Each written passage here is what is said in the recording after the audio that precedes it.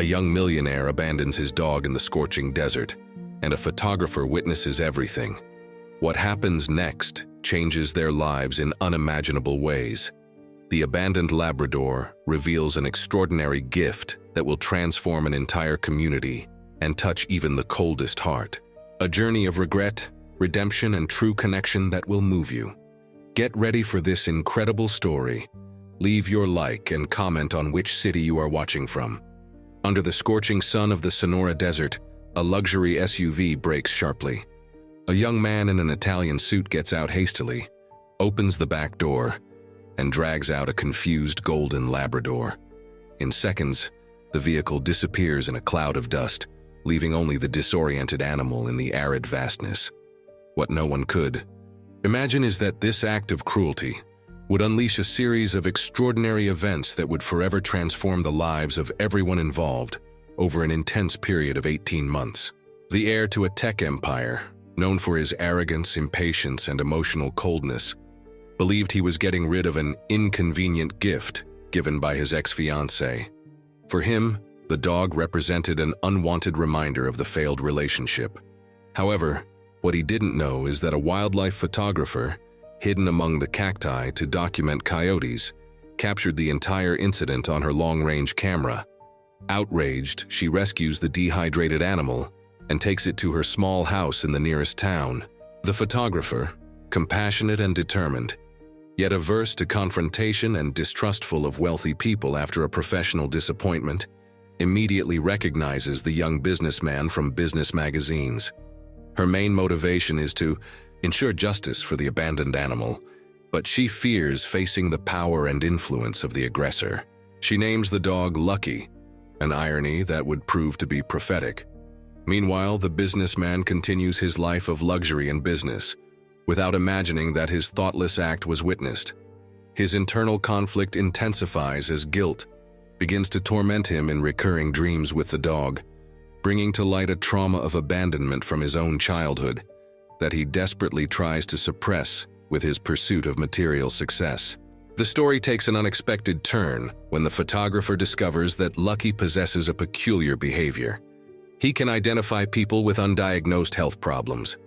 During a visit to a senior community center, typical of the local culture where elders are deeply respected, the Labrador insists on staying by the side of a lady who appears to be healthy.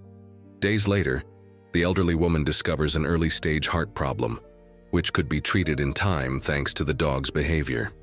The residents of the small desert community of Desert Creek, known for its vibrant celebrations and strong sense of community, begin to notice the miracle dog. Lucky's abilities seem to amplify with proper training, and soon the photographer develops an informal program where the dog visits schools and nursing homes. The news spreads, attracting the attention of a local television channel that does a report on the abandoned dog that now saves lives. By chance, the young businessman watches the report during a business trip and is shocked to recognize his old dog. Disturbed and increasingly consumed by guilt, he decides to find the photographer and the animal, not to get him back, but to understand how something so good could come from his thoughtless action. The decision to seek out the dog and the photographer was not easy for Matthew Anderson, the 32-year-old businessman who commanded Anderson Tech with an iron fist. His nights, previously filled with strategic meetings and multi-million-dollar deals, were now invaded by nightmares where he himself was abandoned in the desert.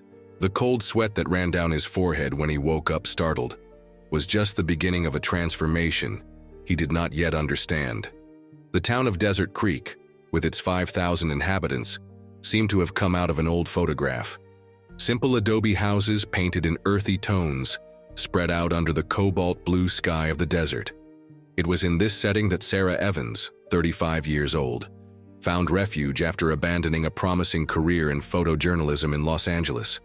Her small photography studio barely paid the bills, but the walls filled with images of desert wildlife revealed her true passion. Lucky quickly adapted to the quiet routine. He slept in an improvised bed in the corner of the room and accompanied Sarah on her photographic expeditions into the desert. The brown eyes of the Labrador, once fearful, now shone with an almost human curiosity. The connection between the two grew daily, as if both had filled voids they didn't even know existed.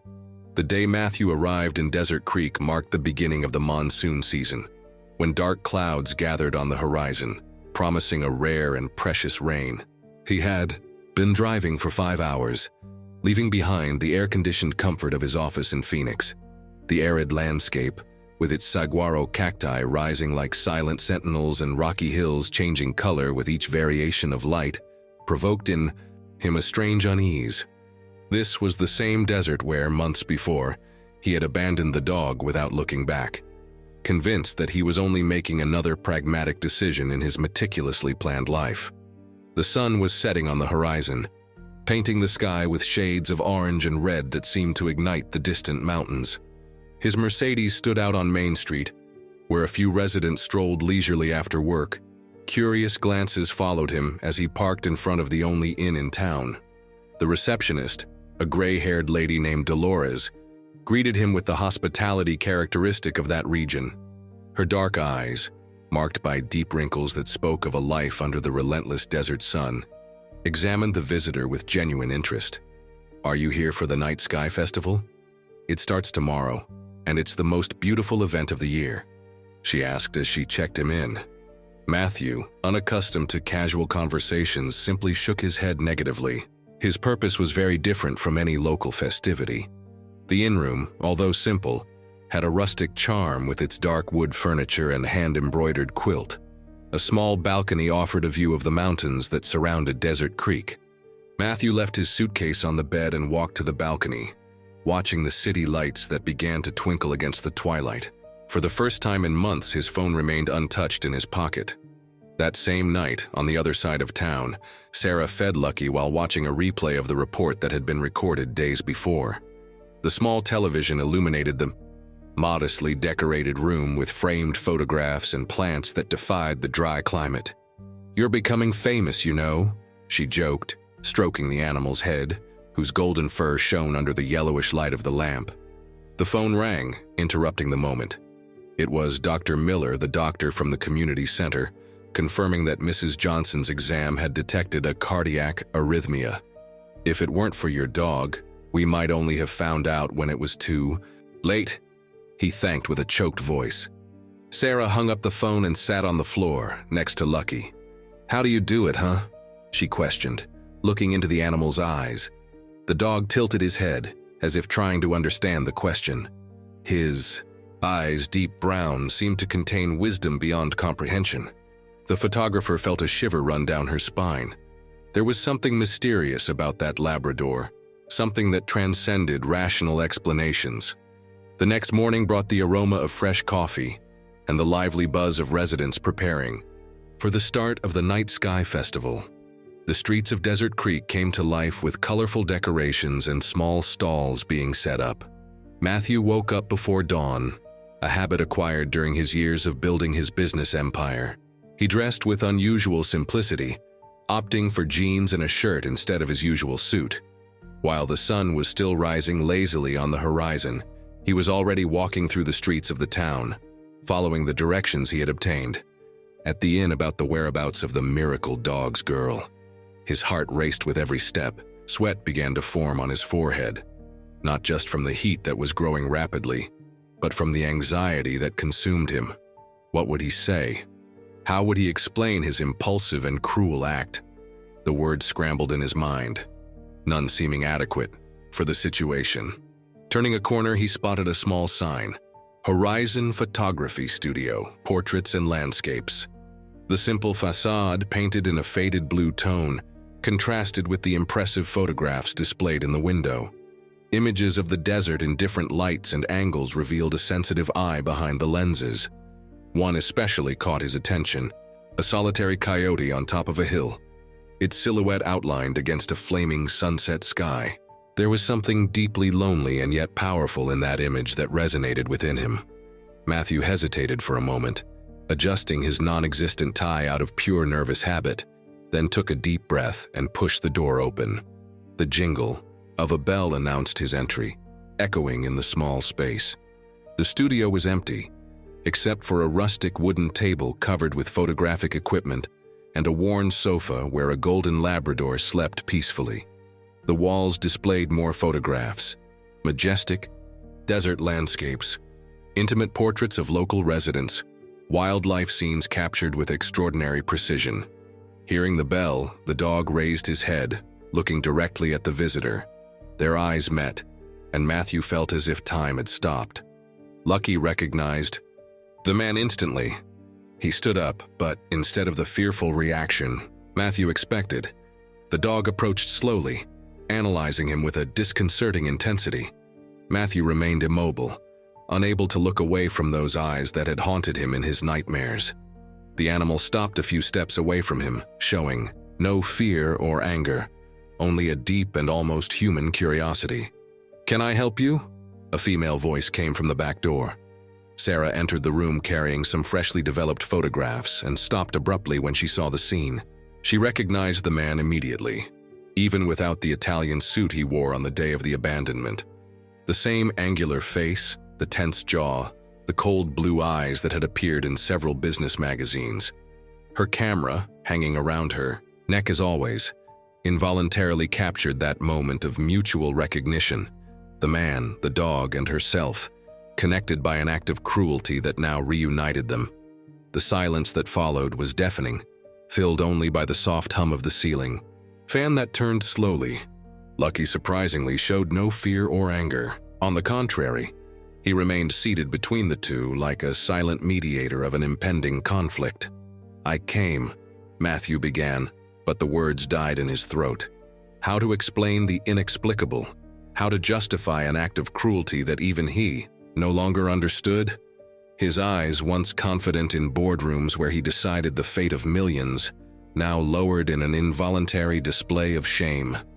"I know who you are," Sarah cut in, her voice firmer than she thought she was capable of.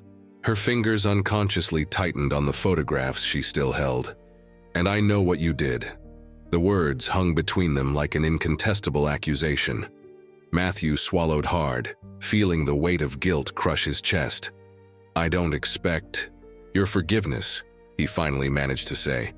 "I just wanted—" He looked at the dog, who continued to observe him with a disconcerting calm. "To see how he is." Sarah noticed something in the businessman's gaze that she did not expect to find: genuine vulnerability. It was not the typical arrogance of the powerful that she had learned to despise. For a brief moment, she saw beyond the facade of the ruthless businessman, seeing someone deeply troubled. "He has a name now," she said after a tense pause. "He's called Lucky." The Desert Creek Night Sky Festival was a centuries-old tradition that celebrated the spiritual connection between the night sky and the inhabitants of the desert. Local legend had it that the first settlers of the region, lost and desperate, were guided to the water source that saved their lives by a path of especially bright stars. Since then, it was believed that it was during these nights that ancestral spirits descended from the stars to guide the living. The streets filled with colorful lanterns hanging from wires that crossed the cobblestone alleys. Musicians played in small squares, and residents shared stories under the starry sky, while children ran with small, sparkling wands.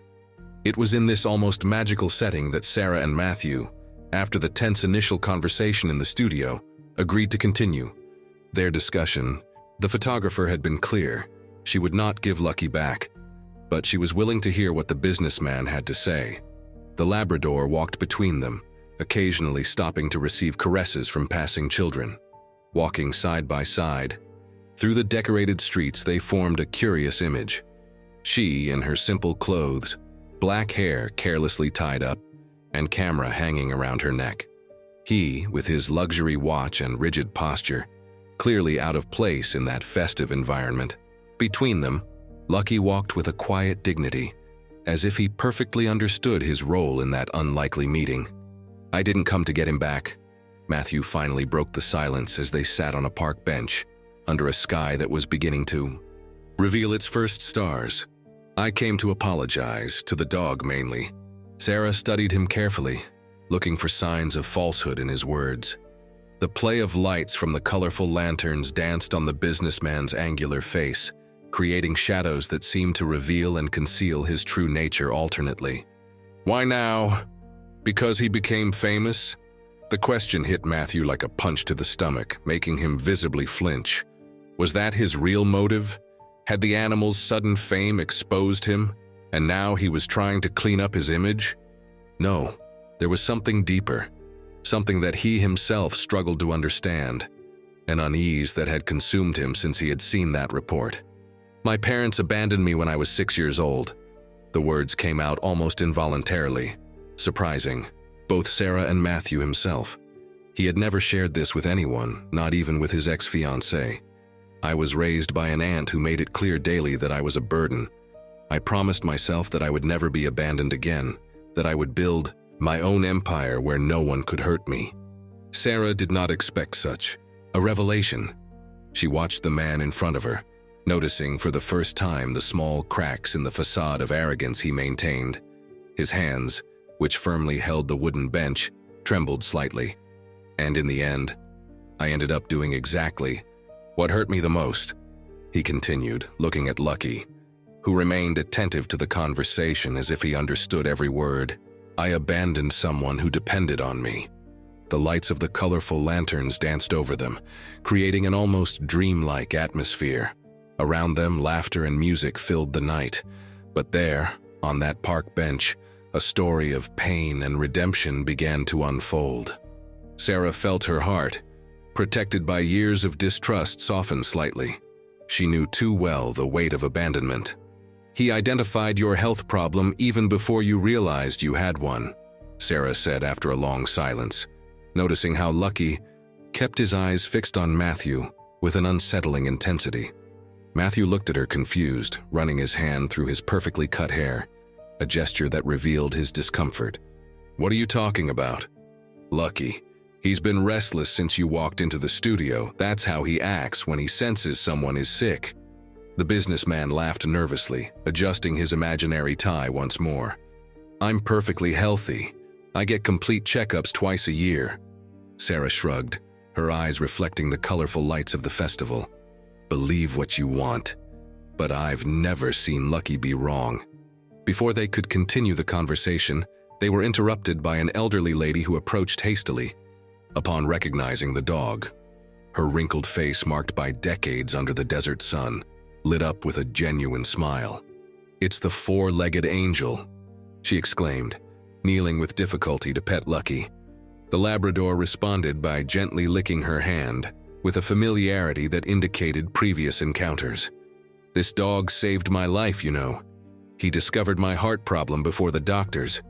Mrs. Johnson, as she introduced herself, enthusiastically narrated her story to Matthew, gesturing animatedly with hands marked by age spots. She described how the Labrador's strange behavior had led to the early discovery of her condition. The doctors say that if they had discovered it later, it could have been fatal, she completed, with tears in her eyes, her voice trembling slightly, with the emotion of the recent memory. Now I can see my great-granddaughter grow up, thanks to this angel. Matthew listened to everything with growing fascination, observing the affectionate interaction between the elderly woman and the animal. How was it possible that the dog he had discarded as a nuisance was now saving lives? The irony of the situation did not escape him. An animal he had judged worthless now seemed to possess gifts that none of his advanced technologies or billions could replicate. The celebration around them intensified as the night progressed. Floating lanterns began to be released, rising, like small earthly stars towards the sky studded with constellations.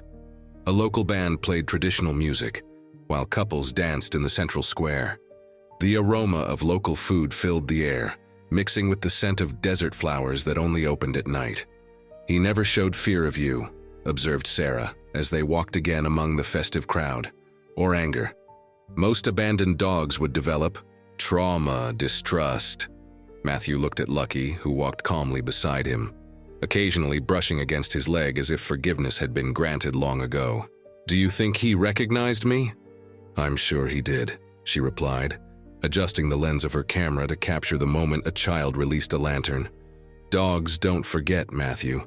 They just choose how to respond to memories. The words hit him with surprising force, echoing in his mind like a truth that applied not only to the animal but to himself. How many painful memories had he carried over the years? How many choices had been determined by the never-healed wound of childhood abandonment? In the following weeks, Matthew extended his stay in Desert Creek, claiming to his partners that he needed time for personal matters, a justification he had never used before. His executive suite in Phoenix remained empty, as did his normally busy schedule. For the first time in years, the financial empire he had built was not his absolute priority. The small desert town, with its slow pace and ancient traditions, offered a radically different perspective from the one he knew. Mornings began with the singing of desert birds, not with the noise of email notifications. Nights ended with contemplation of the starry sky, not with reviewing financial reports. At Sarah's insistent request, he finally consulted Dr. Miller, a sexagenarian doctor with calloused hands and gentle eyes, who worked at the modest community center. Initial exams revealed nothing, but the doctor, intrigued by Lucky's behavior during the high consultation, insisted on more specific tests. The results arrived on a particularly hot afternoon, as a rare summer storm formed on the horizon, promising temporary relief for the parched land. The diagnosis revealed what Lucky had already detected: a tumor in its early development located near his pancreas. "We caught it very early," explained the doctor, showing the images on his old computer. "The chances of full recovery are excellent, but if you had waited for the symptoms, it would be a very different story." The news hit Matthew with overwhelming force. Sitting alone in the inn-room, his hands trembling as he held the exam results, he finally allowed the tears, repressed since childhood, to flow freely. The dog he had abandoned to die in the desert had now, ironically, saved his life. A silent transformation began to occur in the businessman. His calls to the office became less frequent, to the dismay of his executive team.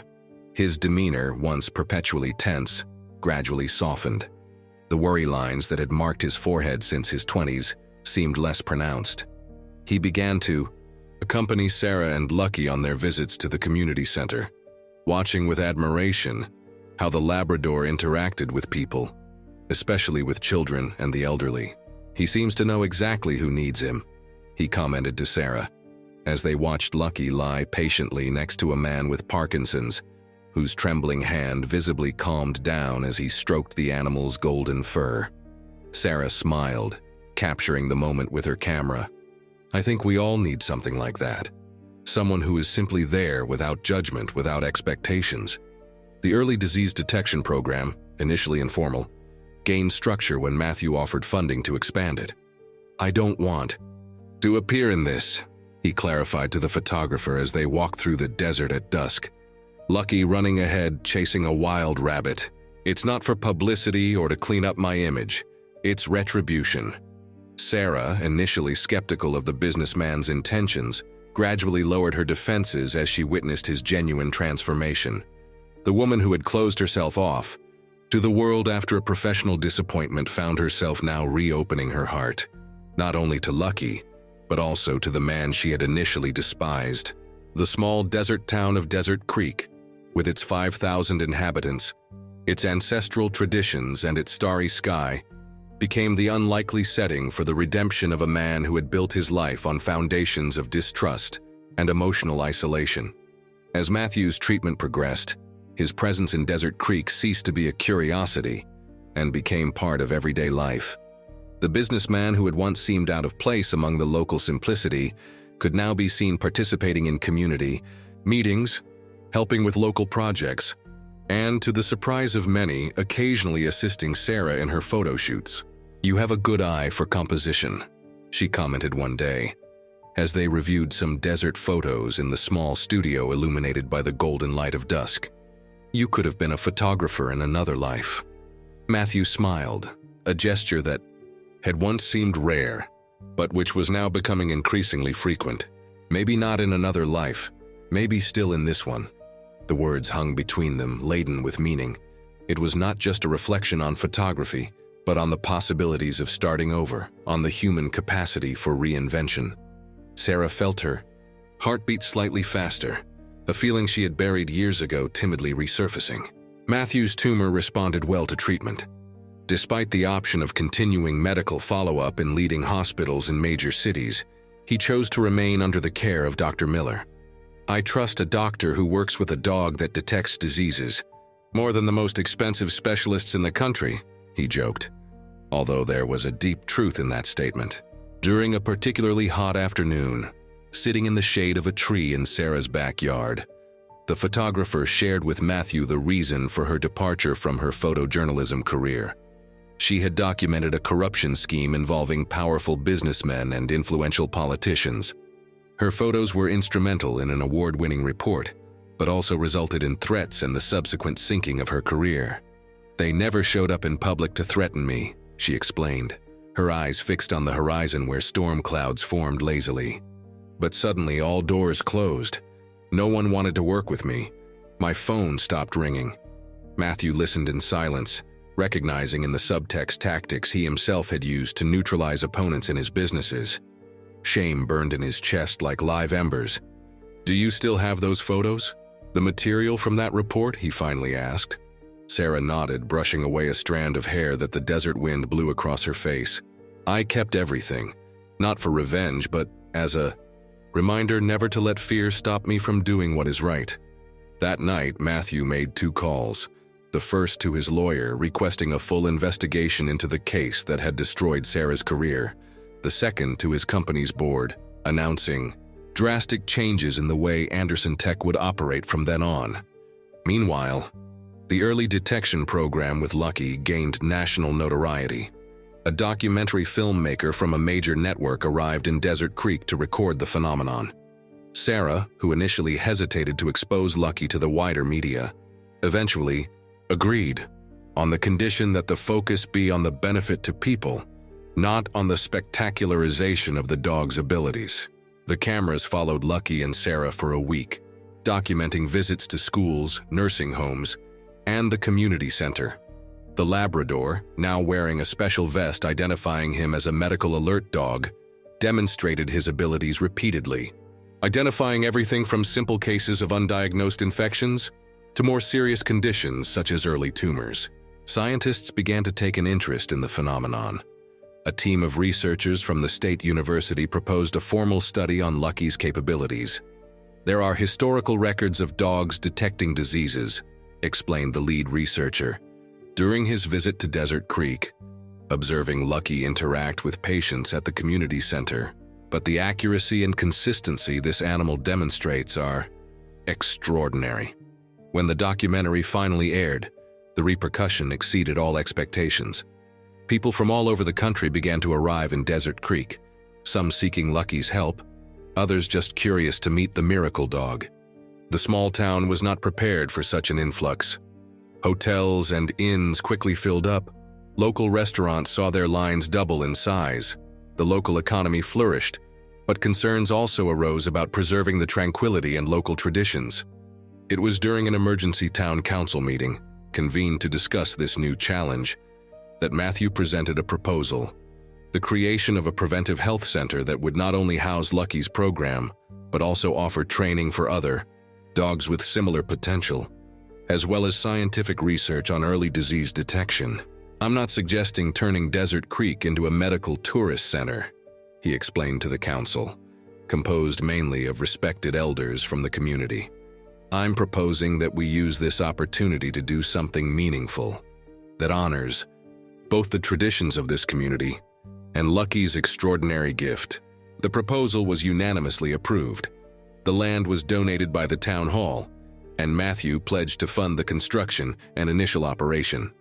Sarah, reluctant at first, eventually accepted the position of director of the canine program, on the condition that Lucky would never be treated as a mere tool, but always respected as the sensitive being he was. While the center was being built, an unexpected event brought a new twist to the story. The investigation initiated by Matthew's lawyer into the case that had destroyed Sarah's career finally yielded results. Not only was the veracity of her allegations confirmed, but new evidence was also discovered that broadened the scope of the corruption scheme. Among the names cited in the newly discovered documents was that of a major business partner of Anderson Tech. Matthew faced a moral dilemma that would have been unthinkable for the man he was 18 months earlier. Exposing the scheme would potentially destabilize his own company, jeopardize jobs and investments. Remaining silent would perpetuate the injustice that had harmed Sarah, and undoubtedly many others. The decision came after a sleepless night, watching the sunrise in the desert, the same desert where he had abandoned Lucky. The arid vastness, once just a backdrop to his thoughtless act, now seemed to offer a clarity that the luxurious offices of his company never provided. Matthew handed over all the evidence to the district attorney's office, even knowing the consequences. As expected, the scandal broke with devastating force. Anderson Tech shares plummeted. Partners broke contracts. The press, once always favorable to the young business prodigy, now questioned his involvement in the scheme. Amid the media storm, Matthew remained steadfast in Desert Creek, focused on the construction of the center and on his medical treatment, which was entering its final phase. It was Sarah who suggested that he respond to the accusations, not with official statements elaborated by public relations, but with simple truth. The interview given to the same network that had produced the documentary about Lucky broke audience records. Matthew spoke openly about his personal transformation, about how abandoning a dog led him to confront his own demons and eventually to find a purpose beyond the accumulation of wealth. "I'm not here asking for public absolution," he said, with Lucky calmly lying at his feet during the recording. "I'm here taking responsibility for my past choices and committing to better choices going forward." The Lucky Preventive Health Center opened exactly 18 months after the day the luxury SUV braked sharply in the desert.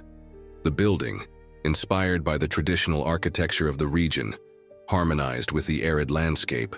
Solar panels provided clean energy, and a rainwater harvesting system supplied the gardens where native plants flourished.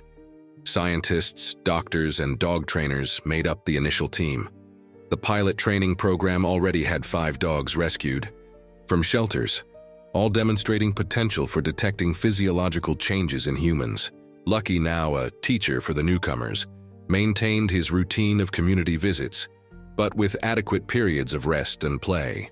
On opening day, while authorities and journalists crowded in for the official speeches, Sarah and Matthew found a moment of privacy in the back of the building. Under the shade of a newly planted tree, they contemplated the improbable path that had brought them there. If someone had told me 18 months ago that I would be here today, next to the man who abandoned a dog in the desert, opening a medical center. Sarah left the sentence unfinished, smiling at Matthew, whose blue eyes, once cold, now reflected the warmth of the sunny horizon. Matthew returned the smile, reaching out to pet Lucky, who rested peacefully between them. Life has a peculiar sense of humor, doesn't it? The dog I abandoned to die saved my life in more ways than I can count. Suddenly, Lucky stood up alert, his ears moving attentively. He turned and ran towards a young woman who had just arrived at the event. No one yet knew, but the Labrador had just identified the first signs of a rare condition that, diagnosed in time, would be completely treatable. One more life changed, one more story of hope in a chain of events that had begun with an act of cruelty in the sunny desert. The desert sun began to set, painting the sky with shades of orange and red that seemed to ignite the horizon. In the parking lot, where once there had been only Matthew's luxury SUV, now dozens of vehicles brought people in search of hope and healing. At the center of it all, a golden Labrador with deeply wise eyes observed the transformation he had unleashed with his simple existence. From an act of cruelty, a chain of goodness had been born that now spread like ripples on a lake. Matthew's redemption, Sarah's professional rebirth, hope for hundreds of future patients, all connected by the extraordinary animal that had found his purpose in adversity. And as the first stars began to dot the desert sky, 3 figures, a man transformed by regret, a woman renewed by compassion, and a dog that had transformed abandonment into a miracle, symbolized a truth as old as the stars themselves, that from the darkest choices can be born the brightest possibilities, and that it is never too late to find the way back to one's own humanity.